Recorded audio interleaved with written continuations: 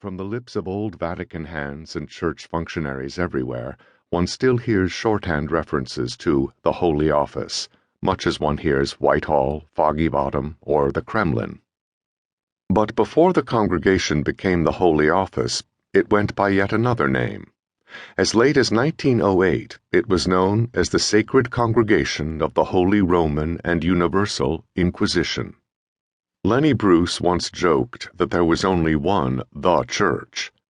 The Sacred Congregation of the Universal Inquisition was the headquarters of the Inquisition, the centuries-long effort by the Church to deal with its perceived enemies, within and without, by whatever means necessary, including some very brutal ones.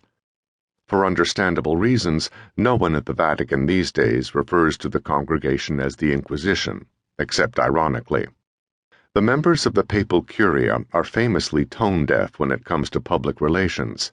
These are men who in recent years have invited a Holocaust-denying bishop to return to the church, have tried to persuade Africans that the use of condoms will make the AIDS crisis worse, and have told the indigenous peoples of Latin America that their religious beliefs are a step backward. But even the curia came to appreciate that the term had outlived its usefulness, although it took a few centuries. It's easy to change a name, not so easy to engage in genetic engineering, which the Church would not encourage in any case.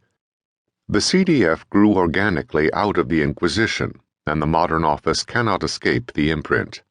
Ratzinger, when he was still a cardinal, was sometimes referred to as the Grand Inquisitor.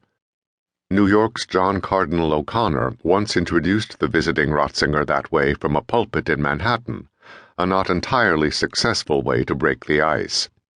The epithet may have originated in the fevered minds of some progressive Catholics, as a Ratzinger fan site on the web explains, but it became widespread nonetheless.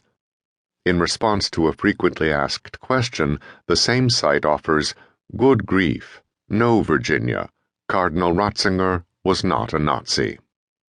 The palazzo that today houses the congregation was originally built to lodge the Inquisition when the papacy, in 1542, amid the onslaught of Protestantism and other forms of heresy, decided that the Church's intermittent and far-flung inquisitorial investigations, which had commenced during the Middle Ages, needed to be brought under some sort of centralized control, a spiritual Department of Homeland Security, as it were.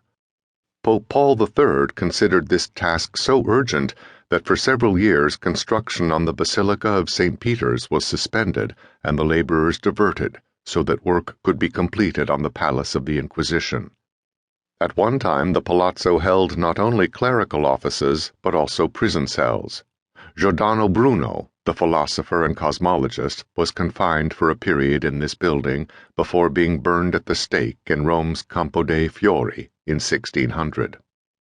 When I first set foot in the palazzo, a decade ago, it was somewhat shabby and ramshackle, like so much of Rome, and indeed, like more of the Vatican than one might imagine.